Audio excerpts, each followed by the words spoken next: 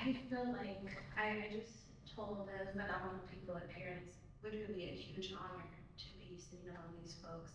I feel like this is a sister sector, and whoever's supposed to be here is supposed to be here. As I mentioned, I did a little hiccup on the timing, but I feel like even for this collective of phenomenal people here, you're all supposed to be here to connect with one another, and we're all supposed to be here to connect with one another. So I appreciate the intimacy. I typically, I'm sure like many of you all, speak in the larger crowds and groups, and there's not that form of connectivity that we talk in the ceremonial space. And so I appreciate that we get to have a little bit of that in this conversation.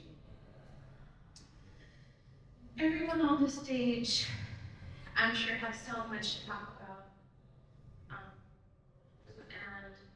And I want to start off with somebody who has inspired me in my own work as someone who hosts gatherings, especially gatherings that center Black and brown folks.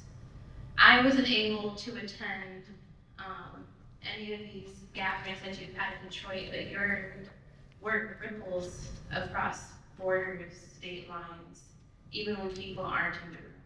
People are deeply listening. Mama Ayana, it's truly a huge honor to have you here, and I would just love for you to share a little bit about yourself, your work, and why do you, why is it important for you to, especially in this work that we talk around psychedelics or drugs or medicine, why is it such importance for you to uplift women in this work? Thank you, Monica. Thank you to all that are attending. That's a very important question. Why? Because you are not. You're called to the mushroom. They will find you. That energy will find you. So, Ayana, and I'm out of Detroit. I've been a psychonaut for about 25, 30 years. Y'all was in diapers probably. I took my first 5 rounds, right? So with that name, my husband introduced me. My husband, the late great, Ibai just means respect when I say his name. So offered them to me, and basically it was like, well, here, take this. I'm like, what is this? He said, it's mushrooms. I'm like, pizza, what's going on? That's right. But with no questions, I trusted him completely. No guiding of what could possibly happen or experience. I ate the mushrooms. So I'm just like going in cold, right? Like, oh, what is this about? But it was the most amazing journey of my life. And I wanted to know more. I wanted to feel more. I wanted to give more. And you know how when you first take them, you want to tell the world. You want everybody to know this thing, but you can't talk to everybody about this. Some people, it just goes right over their head or under their radar, and they just have this spacey look. So you got to really choose about who you're going to be around. And I think that's what the mushrooms have done. They have removed the people don't need to be in my space, but brought those who have to be in my space that needed to work to understand. So the last words of my husband, some of the last words as he was leaving out of here, was I gotta continue to work. And that has been my goal. And inside of that goal, that work to me means to do it with integrity. That means to me that I should keep this energy of this beautiful technology sacred. And what I'm seeing as I look about, I'm seeing that it's turning into something. Getting pretty disappointed. I'm getting disappointed with the greed, with the egos and the jealousy that's coming along with this beautiful, sacred, 460 million-year-old spore that we get to learn from, that we get to have this symbiotic relationship with. They want to be us, and they allow us to be them. And I can promise you, if we don't get it together, this is our last chance because they're going to deem us unworthy. And they're going to go back underground, giving us a chance to live life. So I do this work for women because they're walking around. Instead of having a home in their room, it's a tomb. A lot of women are dead, and I found that out by giving the retreats that I was giving up in the woods. Sisters of the Sacred Black. It wasn't about how black our skin was, but it was about the triple black darkness of the womb. And so we would connect there in that space, in the woods, butt naked, taking mushrooms, running around, peeing all over the place, doing magic, spiritual energy, right? But the connection through the womb and the women was real powerful. and we were able to heal from that point. And that's where we were going with this, because you know what, y'all know this saying, when you kill a woman, you kill a nation. And that's what we gotta be about right now. We gotta create this balance so that we can move forward, and these sons and daughters can look at us the way we need them to look at us, because my ideal of a psychonaut or the psychedelic community is for people to want to be like us. And that would be forgiving and loving and kind and losing all of the bullshit that we carry along with it. Just be, you know, so if we can be that for real, to the true psychonauts, you got all my respect.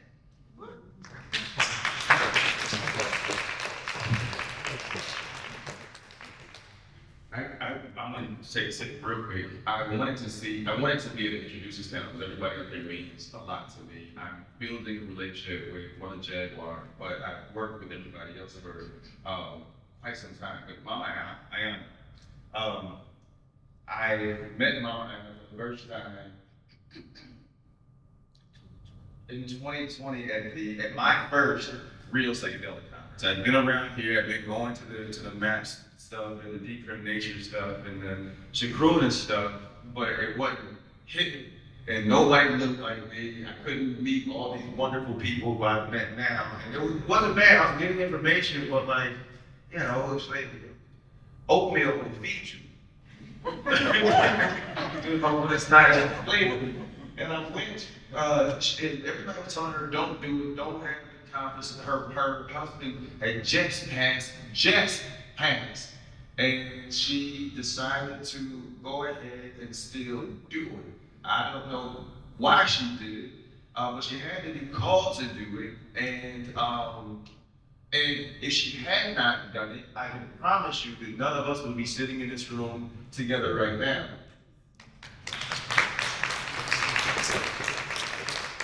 It was the first time that I had actually seen that yes, there are Black people in psychedelics.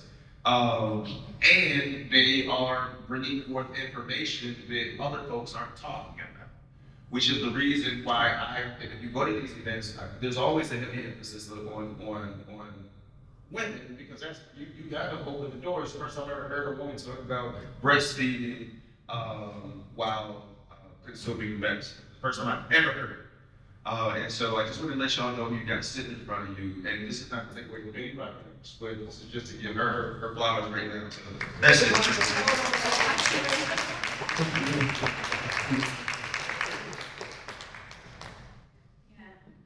Yeah, and as I shared earlier, have the same sentiments about you, Mama Ayana. Thank you again for inspiring me. I'm always the moderator. I rarely sit in the space of an interview because similar to you, my work is to uplift the feminine in this space. So thank you. I really love what you brought up about how, you know, the womb is related to death and dying. You know, someone that I've also learned from is Darren LeBaron, who talks about mushroom is the end cycle, or the actual fruiting body of a mushroom is the ending cycle, and so we're consuming death in this relationship. Mother Jaguar, you spoke earlier about your work as a death doula, and something else, because I'm a Gemini, so I have many different things that I do. I'm also a death doula, and something I've been thinking about, especially as I start to enter into my 40s, is the different deaths that we have as women, the different cycles that we have. So how can you share a little bit, introduce yourself, and then also, how can we hold space in this medicine work for the many deaths and rebirths that we have as women? Mother Jaguar, ah-de-nu-sha-hu, which is my given name. The Yawanawa, the Waxy, my beloved teacher. From Savannah, Georgia, Gullah-Geechee, sister. Ow. So I have a very eclectic way of moving with this medicine. You know, I realized this very early on. I realized that before the medicine came, I was already a definite wife. Just because friends that were passing away or getting ready to transition always called me forward to be a presence, you know, for them, which was an honor because that meant to me that they really trusted me. And they loved me. And they wanted me to be there to hold that space. That was, you know, the lovely part, the delicious part of it. And, but I didn't know what it was called. You know, it was only up until maybe around 2010 I started hearing Devin McWinfrey, that and it took a sister in Atlanta that came. She did Kundalini yoga. And after sitting with me in ceremony, she said, "You have definite life." I was like, "What is that?" And she said, "You're working with medicine already," which is, you know, of course, we're dying. Layers of us are dying during ayahuasca ceremonies, or maybe Whippo. There's a lot of medicines that really work with death, or they cascade death around you so you can feel that veil there. So ayahuasca was a first for me. And like I was saying earlier, I was flying a plane and, you know, building it while I was flying. So I was interfacing with things that I didn't really understand or didn't have the context, because my family had left this lane of healing a long time ago and went into Christianity, you know, so I'm like the first out of my family to conjoin, bring us back into our heritage. So I was really trying to figure out, like, what are we doing here? Am I, you know, am I a shaman? What does that really mean? And I like all the hats. But it took one time where I was sitting in the ceremony with a sister up in Colorado, no Boulder, Colorado. And during this time, she was going through a diagnosis of breast cancer. She was dancing there, not sure if she wanted to give up or really fight, you know. And she just sat next to me. She was sitting in another place, and she came and, "I want to sit next to you," because she had told all of her friends that she wanted to do this on her own and not to coddle her and all of this stuff. And we all honored that, you know. And she came and she was like, "I'm sitting next to you." I was like, "Okay," you know. And she, after going through a lot of purging, and while she was purging, because I love her, I'm also purging, you know. So I'm holding that space, and she got to a place where you drop down and where energy is leaving the body, where you purge so much to where it's like, okay, I don't have nothing left. She got to that place. And I felt this song come, which was like, I've never sung this song before, but I felt like the ancestors dropped it in, and I've never brought like old Negro spirituals into ceremony, but they, rightly so, they are Icaros too. And it was that, oh, freedom, and that frequency. I could feel her breathe into it. I could feel her decide, okay, I'm ready to go. And I could also feel that what we were doing was walking each other to that place.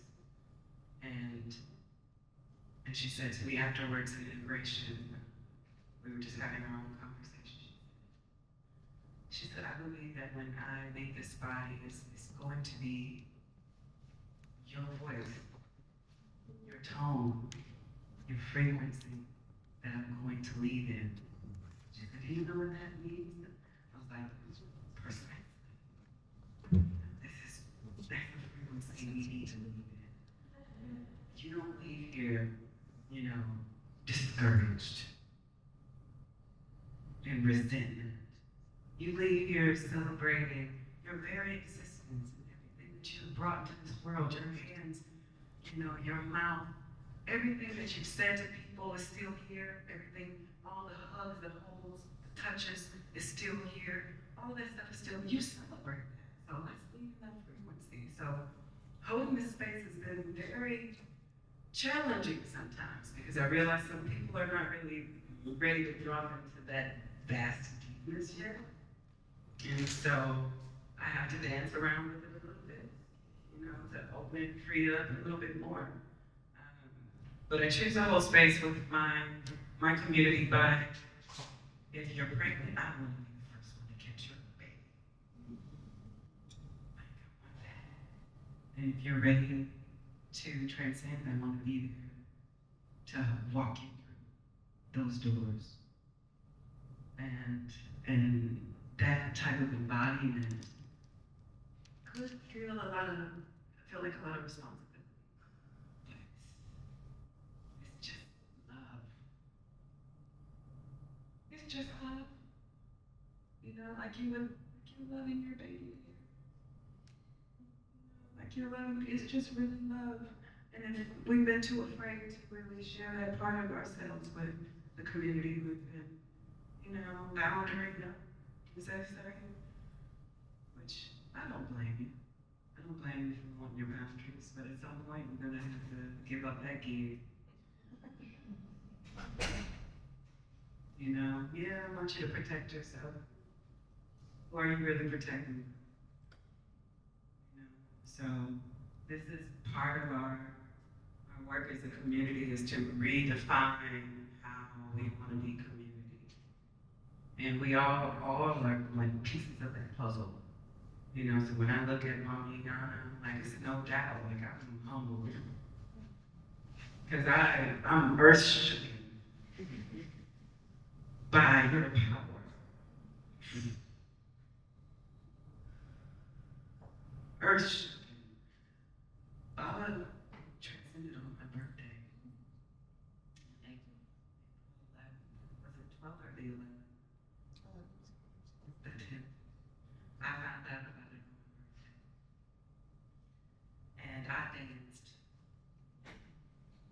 I had a moment of understanding that we are transitioning at a stage, or our elders are transitioning at a stage that is promoting us to really get our crap together. We can't play around anymore. We have to grow up. You know, we have to stand in our purpose and know it like we know it and be it like we be it. So I wasn't quite ready. Wasn't quite ready when I seen him dance away. But I did the assignment. So I went to go prepare, you know, and also wanted to prepare the people that were looking to me for advice. Like I have to make sure I fill my cup. So I have something to pour out. You know. So Death and Dying is a part of our work. I work in Atlanta at the Emory Institute. I am a part of that process of the Death and Dying. So they've been working with psilocybin and Emory. And so I hold a lot of hands in here. Celebrate with a lot of people. Death doula is a little different from death and midwifery. So death doula is creating the environment. Even if family is there, you want to make sure you keep their frequency not centered on them. Because that happens.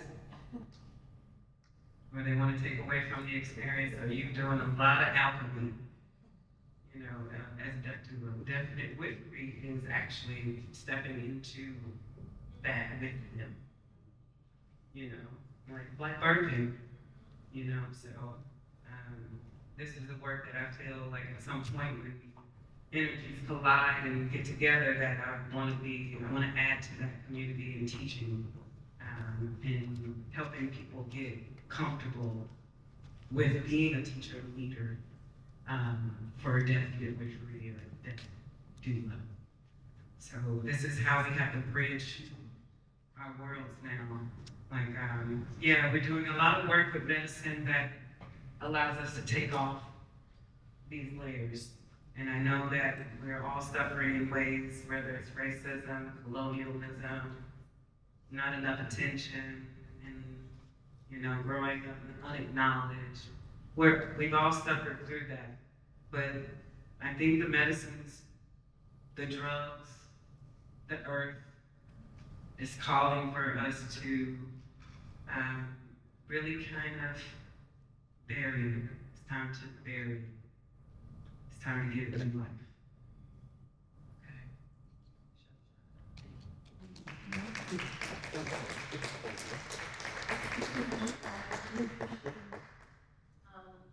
story that you shared earlier with the sister who was navigating, her feelings with, dancing that line with death, and how you held space for her, and then even, the connection that many of us have with the work of Mama Ayana and Baba Koloniai. And that's also having me think about you, Melissa, and the work that you do with your collective. And this work cannot be done alone, even if we have our own solo journeys. And I really appreciate, some of the things that your collective amplifies, especially like women's mental health and how it holds space for one another. So could you share a little bit about your work and the importance of community and the importance of collective? Thank you. I'm really honored, and I just also want to acknowledge what an honor it is and how humble I am to be sitting up here in this company. Thank you. Yeah. It's really a gift. And one of my teachers talks about how important humbling is because it prepares us to keep growing. And so to be present in the humbling feels like a gift. So thank you. Just really grateful. I feel like the work in communities means that we stand on the shoulders of everybody who came before us. My Irish ancestors came to this country in 1843, and they were adventure seekers because they made their way out to Colorado. And my maternal grandmother, her family made their way all the way to California. She was born on a farm in Fresno, California. And sometimes I don't know where I come from. My family finds me very strange. I was raised in Catholicism, and it's actually been through the work with the plants and the mushrooms that I have found my way to connect with a lot of my guides. And it's what led me actually to start the Deva Collective, nonprofit. Deva is a Sanskrit word. It means shining one. And the work of Pablo Whippo, very well known ayahuasquero from South America, talked about devas being animating forces of nature. So that there's a deva for each element, and that the devas are the ones that are keeping us in balance, and that they are all important. There is no competition, there is no scarcity among the natural elements and forces of nature. And so when I was guided and called to start this work, because I'm a therapist by training and experience, I had zero desire to start a nonprofit. And I sat, you feel me? Who am I to do this? And the plant said, "We're so sorry." Time for it. And particularly as a white woman, I mean, the plants were like, "Sister, you have to use your privilege and your voice in these ways. We're so sorry, and congratulations." Not sorry. And so at every step of the way, I have felt very guided and supported by forces seen and unseen. And I know my ancestors are proud of me. And we do not do this work on our own. It's in fact very dangerous to do this work on our own. That's when we fall victim to pride and vanity. And one of my teachers on the Red Road said to me that how important witnessing is, the witnessing that we do for one another. That's partly why community is so important. She said, "I see that you have loved deeply. I see that you've suffered, and I see that you're doing your work, and you have to keep going because it's forever." And so when we're talking about women's health, I mean, women are under attack now more than ever. I mean, that's been happening forever.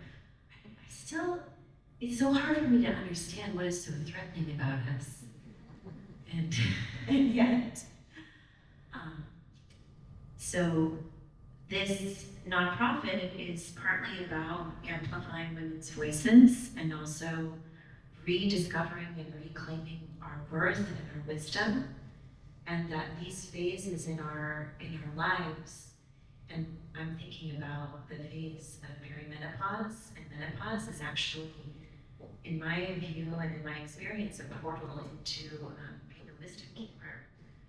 And in many traditions, I'm turning 50 this year, and it is the portal into what I've been taught is called baby elderhood, this portal of age 50 to 52. Yes, I like it too.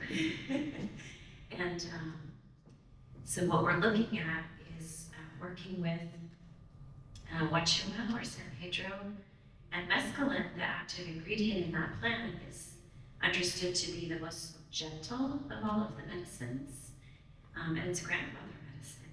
So I'm finding it really supportive. I am microdosing San Pedro. I microdosed today. I love this medicine, but I'm also really moved by how supportive it is. And I'm really excited to discover what happens when I talk to people about this research that we're doing.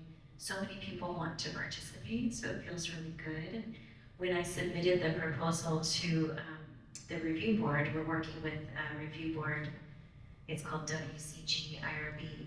They wrote back to me and they said, "We can see that you're very excited about this medicine." And we're going to suggest that, because this is still Schedule 1 medicine and we don't want you to go to jail, that you remove a lot of this information from your proposal. And it was hard, that there's still this piece of playing the game, in order to get legitimacy from the scientific community. And these little acts of subversiveness, they really do, it's like droplets of water that pull together to create something bigger. And so, this research study is like one little drop that's gonna hopefully, join with other drops and gather together to make something bigger and have an impact. I think I'll leave it there, and I just wanna name again what an honor it is to sit with all of you, and thank you. Yeah, and to be in a place of witnessing and see you. I'm grateful.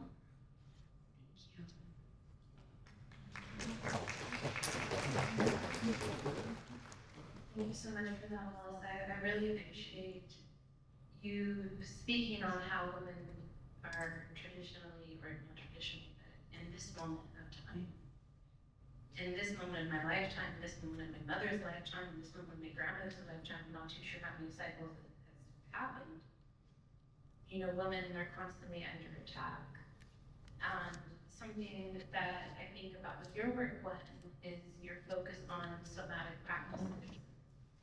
I'm still like everyone knows this, saying body keeps score.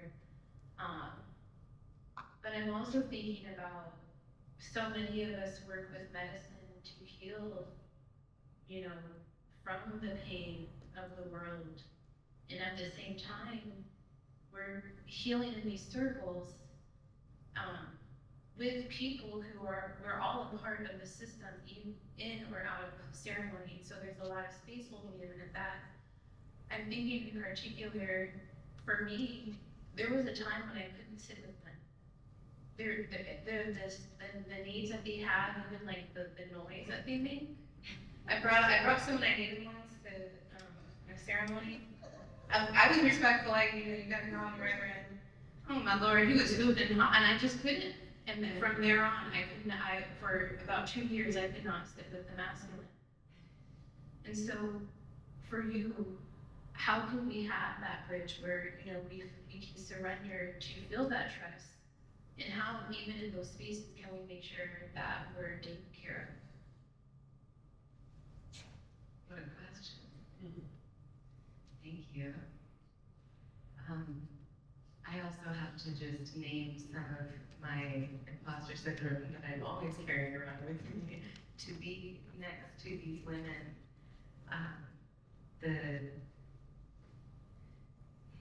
the deep felt respect and care and wisdom and contribution feels really overwhelming in the most divine way. So thank you. I'm Gwen Pelfini. I also work in the mental health space when it comes to also incorporating these medicines, and a lot of the issues that I see coming up with clients, it's such a mirror. And actually in one of my own ayahuasca ceremonies, one of my intentions I went into was, how can I help heal? How do I keep doing how do I contribute? How do I continue to help heal? She was like, you heal yourself.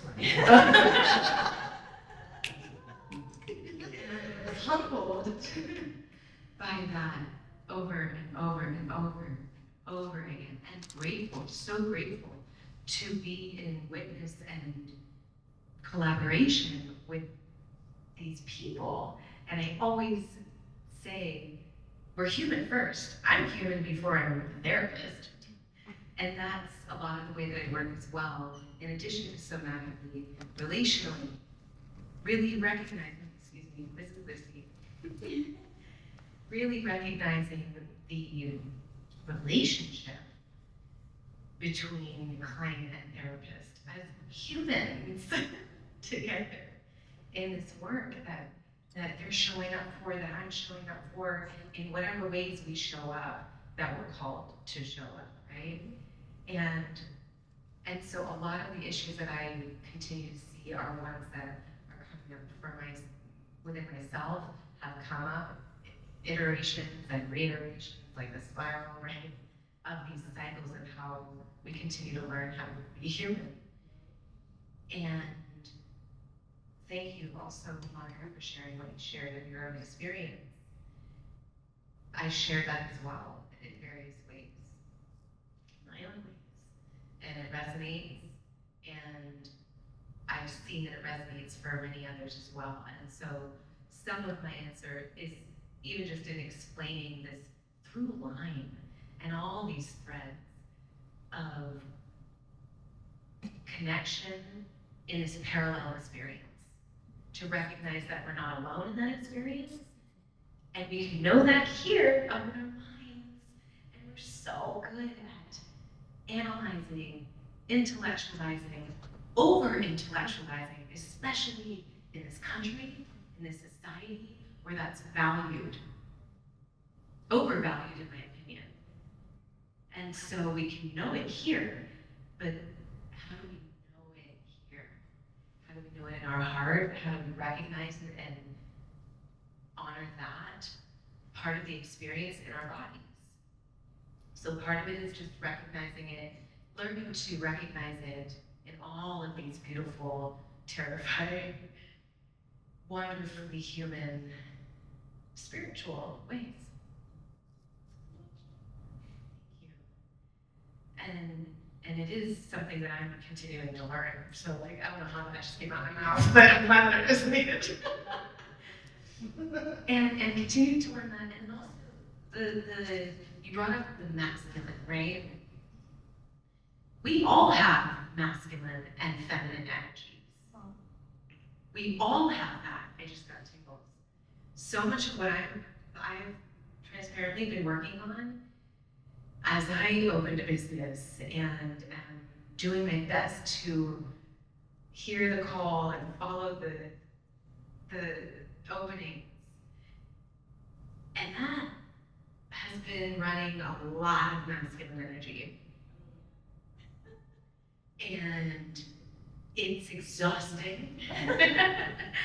And truthfully, some of the reasons why I adore myself in colors and sequins and even these beautiful Tempedensis psilocybe mushrooms that I really love the platform I made these, because it's joyful and it's feminine and it's fun and it helps root me into my feminine and not to dismiss the other really dope parts of me. The badassery that is up here that got us here also required masculine energy as well. And so recognizing the beauty on both sides of it for ourselves as well as for each other, including the men. There's so many differences in the ways in which we move in the world, men and women. And they don't have to be good or bad or right or wrong. And we have already spoken about collaboration. So I see that all the time in my field of mental health, this contention and competition. And then you add medicine, and I completely agree, Mama Ayana, the competition, the capitalistic contention and chaos, if I may. That we can see how I see moving forward through, navigating through that with integrity is through collaboration, through creativity. And so back to your answer too, in terms of collaboration, recognizing and elevating the aspects of each of us, particularly in terms of men and women, that make us whole, that find that balance and through line. I have to share this because it's coming up and it keeps coming up. I wasn't able to come yesterday because it was my brother's birthday, and today's Easter, so I'm not with my family today. So yesterday was all about family. My brother, Joe, he's opening presents, right? And he's throwing the damn paper and gift wrapping. I can't. My grandfather was in recycling. Also an avid Italian porcini mushroom forager, which I know he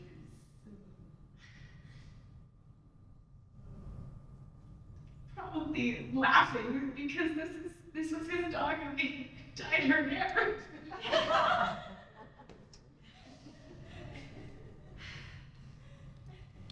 Anyway, so my brother's just throwing the wrapping paper all over the place, and I'm like, okay, we need a bag.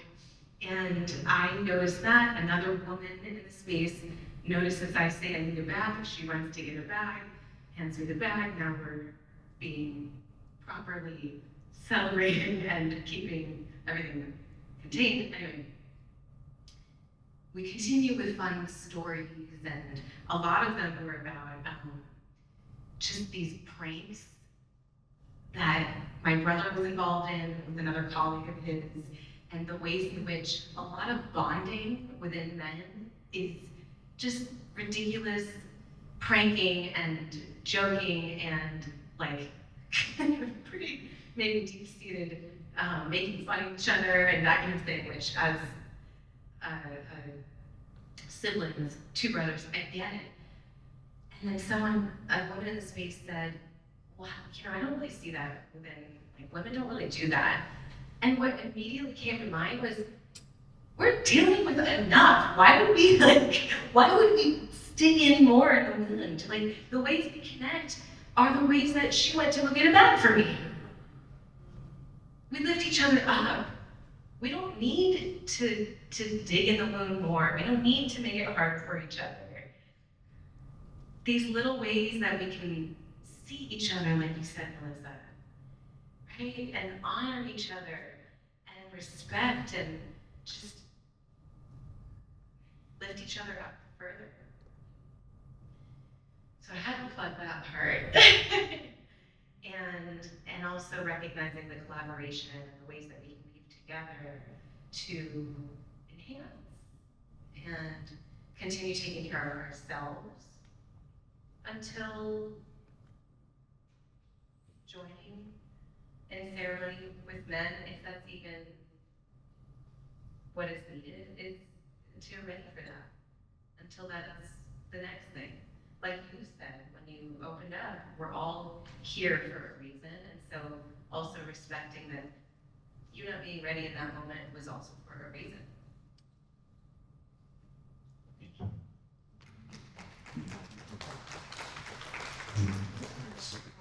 So I think if you're just coming in or doing cash at the beginning, I'm calling, this isn't a panel, I'm calling it a sister cipher. One of the reasons and the lifting up piece, there's so many amazing women on this stage that, you know, in a traditional panel, and if you know me, if you've seen me moderate or even the addiction what I did yesterday, I'm like, okay, time, 5 minutes talking. And each of you have so much wealth to share that I didn't want to limit you from what your spirit was called to share. We do have a little bit more time, but I want to ask you a question, Mama. And even the story that you gave when, picking up the paper after your brother, and when another woman comes in, so many of us as women, we're constantly supporting or cleaning up, or these nurturing roles that we have, but it's also a lot of space holding. And I also know that so many people who you've never even spoken to, talking to, are so inspired, influenced, and reference your work. I can only imagine how much that may feel. I don't know if it's like a pressure or just, the maintenance of holding space for so many people outside of yourself. How do you hold space for you, and how does that also feel like to be nurturing so many people in this community who you may never even touch? In the physical, because you touch them. Well, first I had to learn that self-care is not selfish. I had to really get to that time, and I had to learn how to say no and mean it. But I also had to know that in that no comes an energy of, I'll get with you later, or I promise to take care of you. So we're transmitters and we're receivers. It's what women do, right? So inside of that, we extend ourselves. Even when our cape is dusty and dirty and got holes in it, we still take that cape and we put it on and we keep moving, right? I believe that the Creatrix gave us an extra 2.5 cups full of fun. So that we can keep it moving, And inside of psychedelics, though, it's very male dominant energy that's out here now, this masculine renaissance of psychedelics. 90% of all users are women. Wow. They talking this shit. And we being about this shit. Yeah.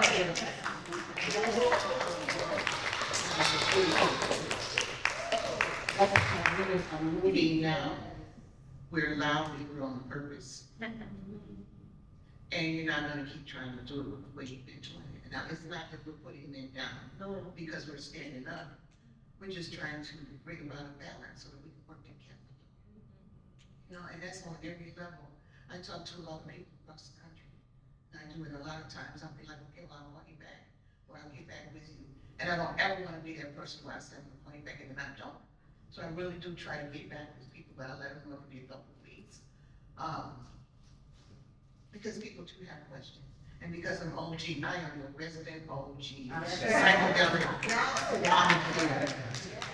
I'll be 71 years old this year. I still get on my galactic motorcycle and go to the bumble. Take your journey, just to kind of hang out. Not because I'm sick or anxiety, I'm not liking that, because it is medicine, but I still like to explore. I want to get out there and see what else is happening. So that we can bring it back here and affect that change.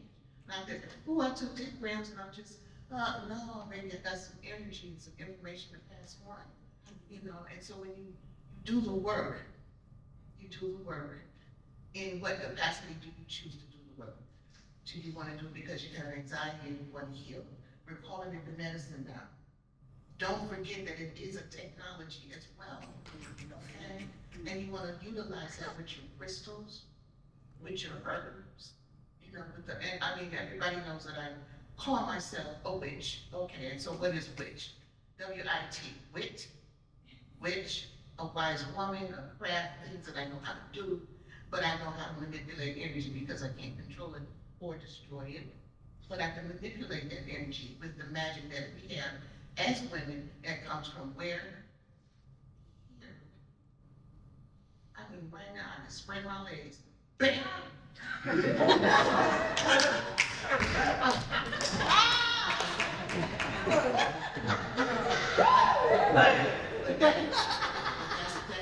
the magic that I'm talking about. And I ain't talking about, you know, the sex. It's the vampire, and how we are connected with the earth.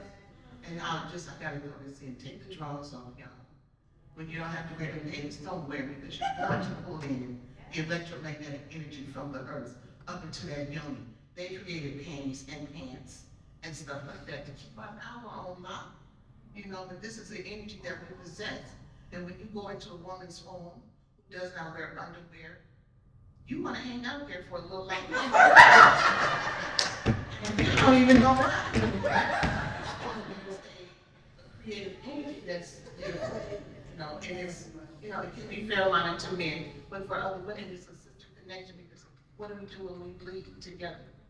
We all come into sync together, don't we? So there's power in what we possess.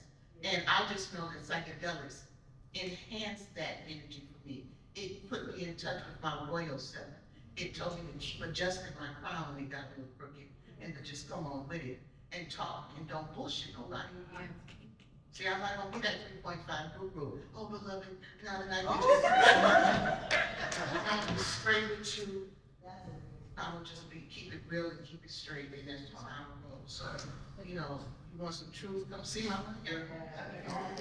Look you up, right? So yeah, I'm just, you know,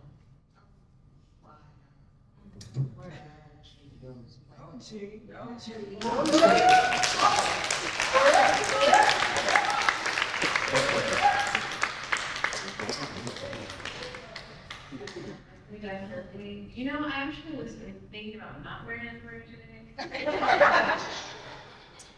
was just going to bottom my first bit of speech. I have a follow-up question for you, Mama Ayana, and then I want to pass it on to anyone else who feels called to answer this. You know, you brought up the fact that 90% of the folks who are working with this medicine are women. I'm also thinking about, you know, traditionally, who were the ones that were, you know, when you think of shamans or medicine keepers or the space holders, I would say traditionally, but I think in the mainstream, their first thought is a man. Yeah. But my understanding has been, it was actually a woman who was the one, and then we switched that. How can we shift back into us being the matriarchs of these medicines, being the ones who are seen as stewards of these medicines, as opposed to someone who learned from, we all learn from each other, from our peers, but that there's an instinctual knowledge that has allowed us to step into these roles. again, continuing the work, though, but in an ethical and spiritual dynamic way that we're doing it. I give conferences, and my next conference will be, it's called the Divine Intelligence Conference in Detroit on June 21st or 22nd. I have been waiting to do this women's conference on the summer solstice, and here it is. And because I connect so deeply with the earth, because you know, when you open up your soul and give it to nature, she reveals her secrets to you.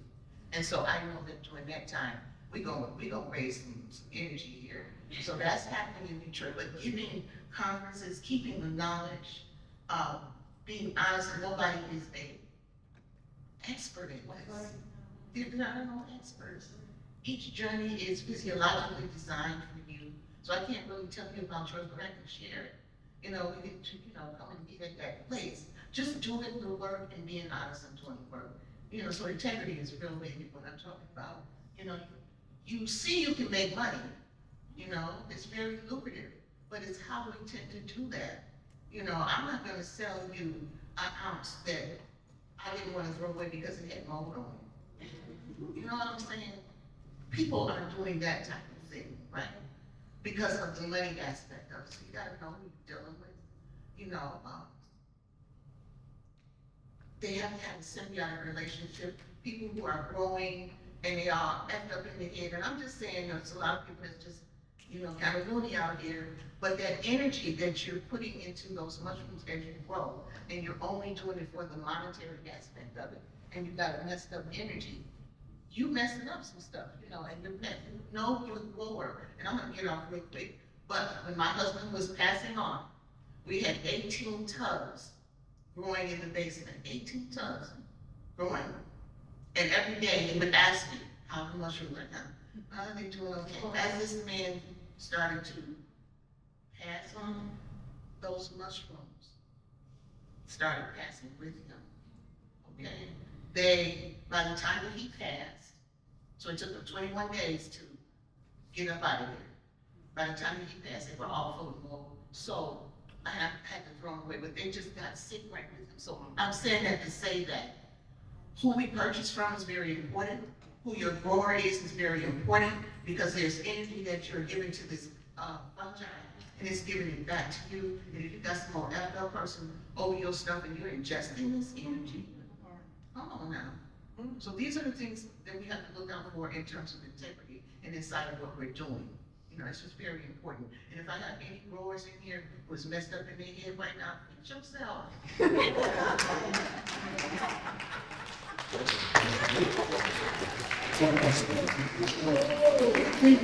anyone else want to respond to that? How do we ensure that matrix?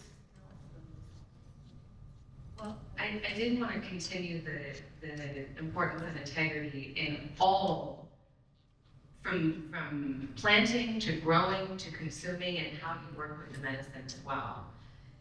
And perhaps in a similar parallel, I feel disappointed often in many other mental health professionals in this particular space, or maybe they're not a licensed psychotherapist holding space with medicine in the therapy space, but they're a different kind of coach or guide in the psychedelic space. And that integrity piece is huge. And so I just want to take that opening to also reiterate integrity, whether you're a consumer or a provider. There's an importance in recognizing your attunement and listening to your inner healing intelligence, so that if you are feeling called to the medicine, you're also following that to whomever you're experiencing that with and around, and being able to make sure that you are safe and the people around you are reputable. Again, I don't care if you go to a coach or a counselor, doing so with integrity. And if you are in any way a provider or a space, making sure that just as it's being planted and tended to with integrity, that the work in which we're providing is done so as well. If I'm gathering correctly, we're talking about women in the space, how we can reclaiming. So there is a prophecy, I don't know if you know about this, but there's a prophecy when working with the Yawanawa, my mother, Waxy, her father, his name was Tutu. He was 104 or 7 years old when he passed. But they did the medicine, you know, sometime between his getting ready to transition. And during that time, this is when men were all dominating certain medicine or shamanism. So it was no women taking ayahuasca in ceremony with men. A long time ago, when they started integrating women into the spaces, women were not allowed to be leaders or chieftess or, you know, chiefs. That all changed like maybe around 2016, where Mother Waxy, her father, told her that the medicine told her that women are going to be the stewards of this medicine now and need to step in to balance the energy here in the world. It's not really balance, it's actually to input because it's been plucked out. And this is how we all know patriarchy started. But if you take away mothers, you take your mothers away from the earth, you can already feel how much doom and gloom there would not be in earth. So there's a place where I think this prophecy has been budding. I've been seeing it pop, and I also have gone through phases of being disappointed. Because I have women and men that come to me and, oh, Mr. Jaguar, I want to learn from you. And then the next day or two, they've already bought all their whole shamanism gear and they, put the page up, put my picture up there. She's my teacher, and I've had to really, I wasn't always good at confrontation. But I've had to confront some of these people and be like, I can teach you. I don't give you rights to be a shaman. I will point you in the direction of my mother. If you want to do this work, I will never be the one to teach you. You're going to the jungle. You gotta do it, So the only thing that I do is I prepare you to be, I teach sitters and guardians how to hold space in ceremony. That's all I teach, and maybe hop-in and tobacco and prayers and songs. But shamanism, becoming a shaman, being a facilitator, I do not teach that. It cannot be taught by me. So, I have also been disappointed, but I'm also very hopeful. Because in the midst of the gloom and the disappointment, I've seen some really great, authentic, straight shooter energy coming towards. And it took me to stand confident in that for me to be able to witness. When I stay in places, I'm like, oh, why y'all doing that? And I stay in those places. I feel like I get more of that. So I had to really stand in that place and stay solid for a long time so I can start seeing that alchemy take place. Get serious about your work. Get serious about your work, because your work, the work that we're doing with people, ultimately has to be something that you have done for yourself. If you do not know how to make yourself worthy of a miracle, worthy of life, worthy of transformation, worthy of really truly walking this earth like you know it, you can't give that to anybody else. You can't transfer it, you can't share it, you can't give what you don't have. So go and build that for yourself. Go and be that for yourself. Women are really here to usher in the frequency of authenticity. Genuine. That's why you got these aunties and these, I'm watching TikTok and I'm like, okay, auntie, I need to show you shit. And that's why I love women, mothers, and elders.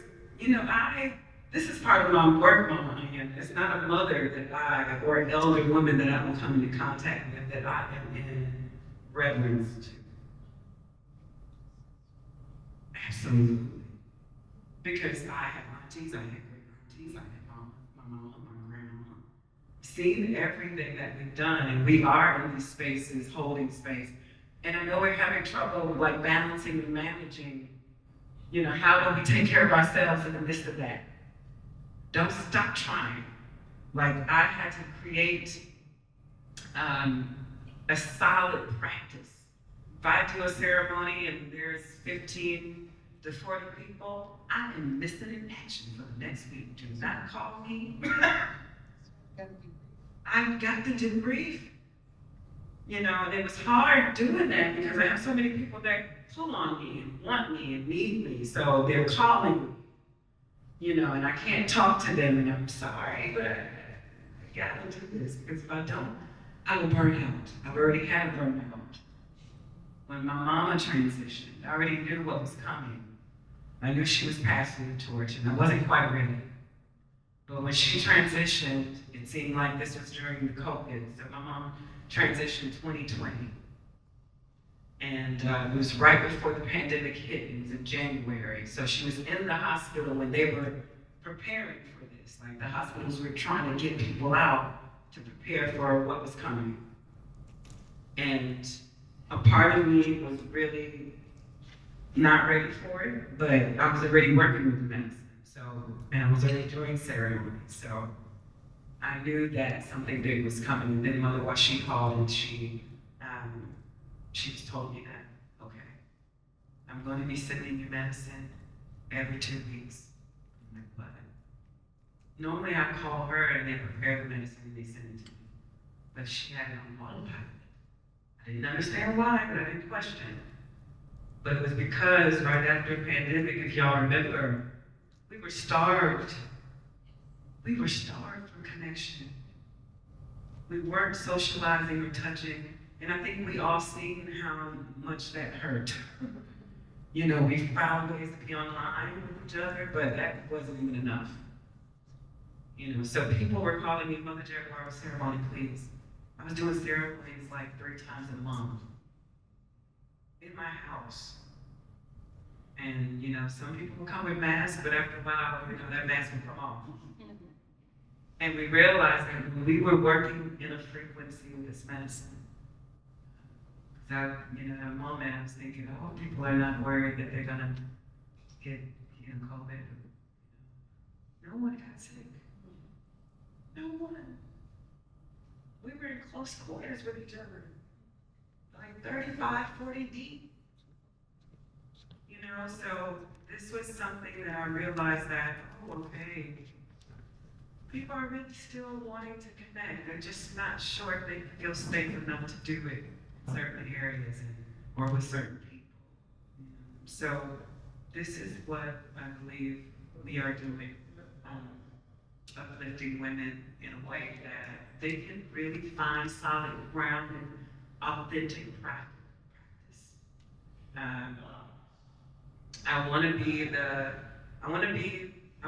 the steward of, there's a really right way to do this. You know, we can really go and seek out elders like Mother Ayana, people that have invested a lot of their time and energy and experience in this work. We can go and work with, sit at the feet of these beautiful elders that have been holding space. You know, I'm just 49, I have 5 children, but I feel like I'm like 80 years old. Honestly, I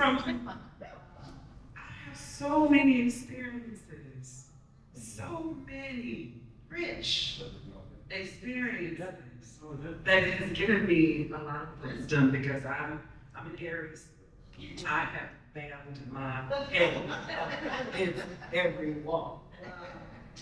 You know what I mean? So I have been able to be my own scientist, so to speak. You know, so I want to be the steward of like, hey, I know you want a shortcut. Let's not take any shortcuts when it comes to your soul, please. Oh. You know, let's not take any shortcuts. Let's take the right way to this, and let's deal with this in a very integrous way. We're all about getting rid of cycles, so let's not repeat them. Let's do something different this time, something more meaningful. So we can create a world, a community that can really look back and say, hey, they did that thing. They finally said yes. They finally said yes to it. So I feel like women are really going to be the ones that can stand in that authenticity, to hold space for the men, to come through that door. But the men have to be willing to be okay with that, to submit with that. My ceremonies, when you said 90%, my ceremonies were full of women. And I kept asking women. They slowly started coming, but I want you to realize there's a thing happening with men. They're chiseling off too. There's a lot of layers there for them to get through, and vulnerability ain't one of them. Like, they don't even want to touch that thing. So ceremonies, I believe, really help to foster a safe space for men to chisel that off. And then, being in those spaces with them, because I have been sexually molested, I've had a hard time, I've gone through the hatred of men. I've hated men for a very long time. Like, for just, destroying my own sense of safety and peace. Destroying families, over the ego, pleasure, addiction, all of these things, So coming through that space and seeing men really break down, honoring me with trusting me to hold that space for them in ceremony has been a delight. I don't know I've never seen a man cry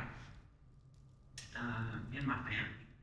But to see a man in ayahuasca like really open the floodgates to his own healing and emotion. I think it was no women in those ceremonies that didn't realize the gift that man was giving us. We were able to disarm when we heard him cry. I was able to take this armor off. It's so good to hear you cry. Now I feel safe. Because you're feeling. I need you to feel. So that's what we're bringing. We're bringing a space, a safe space. We're creating spaces where we can bring men into a safe environment.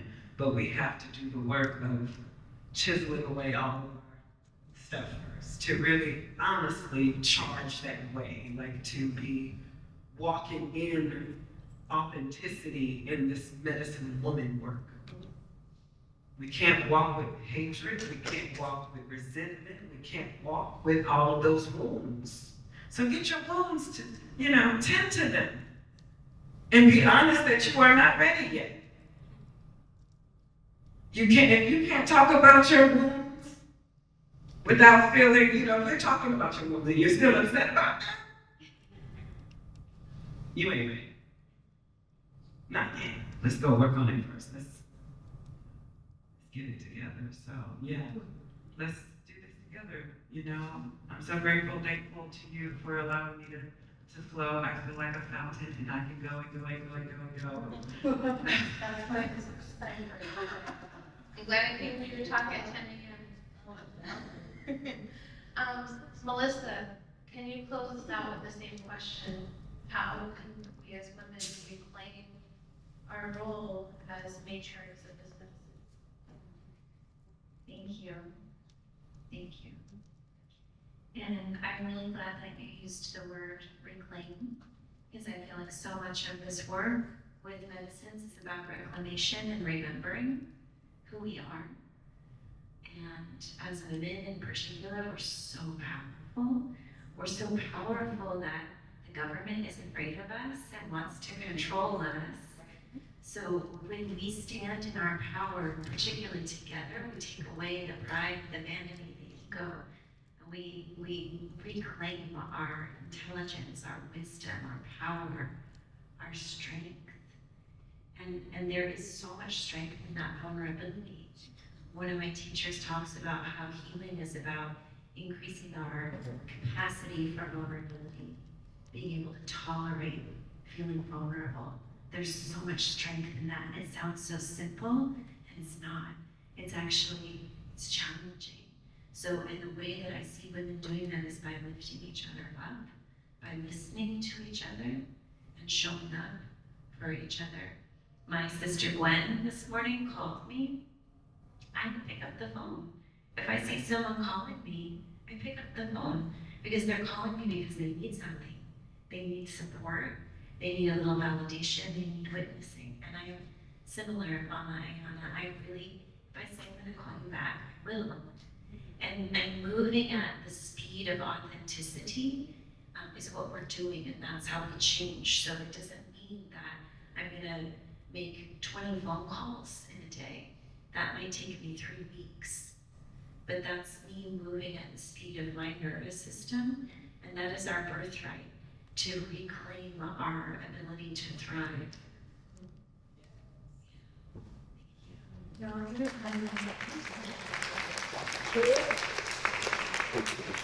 Thank you all so much. Thank you all so much. I want to give a quick shout out. My best friend who's here, Jessica, who should also be on the stage one day. And this, uplifting our sisters, my sister has taught me so much, so thank you for your stewardship. And thank you all for being here in this sister cipher. And as we shift, I just want to let you all know the next thing that we have on this discussion is if you're interested in learning how to grow spores or psilocybin spore dilution and microscopy, listen, I come from more of the spirits talk. I could probably take this talk. It's slated to start at 2:15. I did write that it was supposed to start at 3, so I think maybe just stay here if you want to come in. That's the next conversation that we have. And I also want to say and uplift our masculine who is going to be holding a beautiful ending talk in this space, and that's Brother Mikael, and he has healing with plants and herbs. So if you love this conversation, I really, really invite you to come to that talk. That's going to be at 4:45. I said that it was supposed to be at 5:30, so again. But please come back and support them. I'm really looking forward to that. And if you all have heard of, I forget the place in Richmond where they make these really amazing fried oyster mushrooms. Naturally herbs, yes. Please come back for that talk. I'm looking forward so much to connect with some stewards in my space. So thank you all again. Thank you.